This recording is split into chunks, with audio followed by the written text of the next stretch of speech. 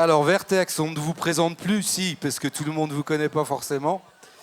Donc, Émilie, je vais te demander de nous dire un peu qui êtes-vous, Vertex, qu'est-ce que vous faites, et puis qu'est-ce que vous allez nous proposer comme démonstration aujourd'hui. Merci Laurent. Donc, Et après, je me retire parce que c'est toi qui présente. Hein. Pas de souci. Oui, puisqu'on va présenter l'atelier sur le tri et la sensibilisation aux dons autour des textiles. Donc Vertex, c'est une société coopérative d'intérêt collectif qui est basée à Lavelanet en Ariège depuis plus de 10 ans et qui par ailleurs est une structure d'insertion par l'activité économique. Donc notre principale activité, c'est le tri des textiles que nous récoltons et collectons sur 8 départements autour de l'Ariège. Donc aujourd'hui, combien de... Est-ce qu'on doit dire salariés ? Salariés, c'est ça. Combien de salariés chez Vertex aujourd'hui ? Alors on est à environ 90, dont 54 salariés qui sont en contrat d'insertion. D'accord, et combien de métiers ? Alors, il y a plusieurs supports d'activité. Nous avons des manutentionnaires, des agents de tri, des vendeurs qui sont polyvalents, qui font de la vente en ligne ainsi que de la vente en boutique. Et après, nous avons des postes administratifs et d'encadrement. Parce que vous avez combien maintenant ? 2, 3, 4 boutiques ? 4 boutiques actuellement. 4, hein. J'ai du mal à suivre, vous allez trop vite. Hein. Oui, Donc il y a Foix, il y a Lavelanet. Oui. Il y a Autrive, c'est voilà. Ça. Et Tarascon. Donc ces deux dernières ont été ouvertes cette année en 2023. Donc une structure qui s'étoffe de plus en plus. Et je crois que vous avez, je ne sais pas si le chantier d'extension du site de Lavelanet, il est en cours, il est fait, c'est l'année prochaine. D'accord. Juste pour rajouter, on est en gouvernance partagée aussi et en management participatif. J'y venais parce que vous avez une façon de fonctionner originale, efficace et qui pourrait s'appliquer peut-être un jour à plus d'entreprises au-delà du monde associatif. Donc, qu'est-ce que vous allez nous proposer aujourd'hui ? Là, Émilie, je te laisse le micro. Donc, Julie va nous proposer quelque chose. Voilà. Et je me tais. Merci. Alors, l'idée, c'est de présenter un atelier sur le devenir des dons pour que ça donne du sens, en fait. Tous les containers ou les sacs qui sont donnés au sein des associations caritatives, on ne sait pas forcément ce que ça devient. Nous, à Vertex, on a une boutique à Lavelanet qui est connue et du coup, les gens savent exactement ce qu'on en fait, mais ce n'est pas uniquement de la vente de textiles. Donc, l'idée, c'était vraiment de pouvoir vous présenter un atelier qui présente la totalité des devenirs des vêtements que nous recevons. Voilà. Donc du coup, c'est Julie qui va vous présenter le devenir des textiles. Bonjour. Donc on collecte à la base quand même, on a 130 points de collecte. On collecte à peu près 2600 tonnes après facture par an, voilà, et on en trie 2000. Donc au niveau du devenir des textiles, on trie le déchet textile des associations. Donc on a 6% qui vont partir dans nos boutiques. Je te laisse. Okay. Alors du coup, là tu as mis plusieurs bacs en face de toi. Est-ce que tu peux nous expliquer un petit peu ? Donc là je vois qu'il y a une partie de réutilisation. Je vais les exprimer au fur et à mesure, non ?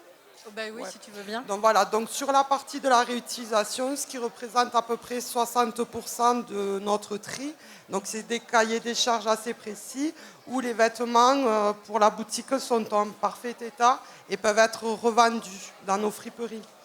Ensuite, on a une autre partie sur la réutilisation qui est le textile qui va partir en Afrique, qui est le mélange d'été, où en fait, il faut que ce soit du textile de bonne qualité, avec un cahier des charges très précis, pour éviter en fait d'envoyer n'importe quoi en Afrique qui, eux, n'ont pas de structure pour pouvoir recycler le textile. Voilà.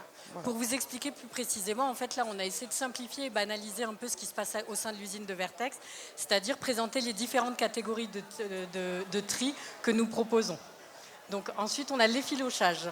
Ensuite, on va partir sur le recyclage qui représente à peu près 30% de notre production.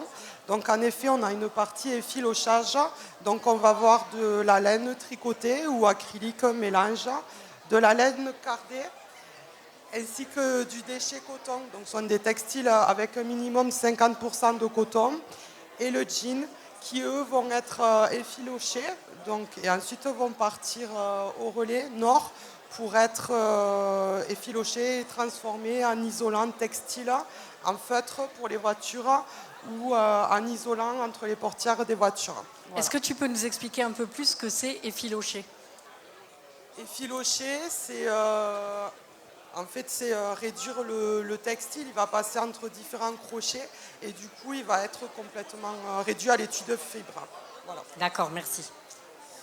Et ensuite, l'autre partie du recyclage, ça va être les chiffons d'essuyage pour l'industrie, où là, il faut au minimum qu'il y ait 50% de coton et ensuite qu'il y ait 40 cm de surface d'essuyage. Voilà. Okay. La dernière catégorie de recyclage, c'est le CSR, donc c'est le combustible solide de récupération. Ce n'est pas forcément le meilleur recyclage et le plus écologique, mais ça reste une solution où ça va être transformé en granules pour alimenter énergétiquement les cimenteries ou autres. Ok. Voilà. Et le dernier recyclage sur lequel on travaille actuellement, en partenariat avec la filature du parc, c'est sur la laine tricotée, avec pareil un cahier des charges très précis. On va les trier par couleur, par matière, à l'aide d'un spectromètre. Et on va les démanteler, c'est-à-dire qu'on va enlever tous les points durs, étiquettes et autres. Et ensuite, ça partira à la filature du parc pour qu'ils puissent défibrer le textile et recréer avec de la laine. Alors, je rappelle que la filature du parc, c'est une filature qui est basée non loin d'ici, dans le Tarn-et-Garonne. Et la volonté, c'est vraiment de travailler en local des solutions de recyclage, puisqu'aujourd'hui, en France, on exporte principalement en Inde pour le recyclage. Et on fait revenir les textiles recyclés. Et du coup, c'est une aberration écologique et une perte financière qu'on peut investir sur le territoire. Est-ce que tu peux nous rappeler un peu les chiffres concernant le recyclage, la réutilisation ? Alors, on a 63% de réutilisation entre nos boutiques et le textile qui partira en Afrique.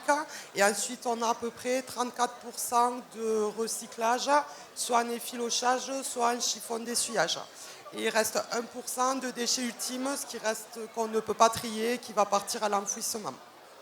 D'accord. Et pourquoi est-ce qu'il y a 1% qui part en déchets ultimes? On sait un peu ou...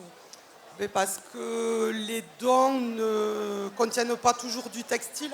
On peut avoir des bibelots, de l'alimentaire ou des fois servir de poubelle. D'accord. Donc on rappelle quand même que quand vous donnez des vêtements à Vertex, on va essayer de développer des solutions locales et de trouver vraiment des débouchés et des devenirs. Le but étant de limiter un maximum la mise au déchet et l'enfouissement. Donc donner à Vertex, symboliquement, c'est donner une deuxième chance au textile, mais à l'humain aussi, puisqu'on est une structure d'insertion par l'activité économique qui permet à des personnes durablement éloignées de l'emploi de rebondir et de pouvoir avoir un avenir professionnel via une formation ou un autre emploi. Voilà. Est-ce que c'est bon pour vous sur la présentation de l'atelier? D'accord. Du coup, je vais rendre la parole à Laurent. Merci beaucoup. Merci pour cette intéressante démonstration. Merci Julie, c'était clair, comme d'habitude, je dirais. Bonne journée, bon forum. Et n'hésitez pas à venir visiter le stand de Vertex. Ils ont plein de belles expériences à vous raconter.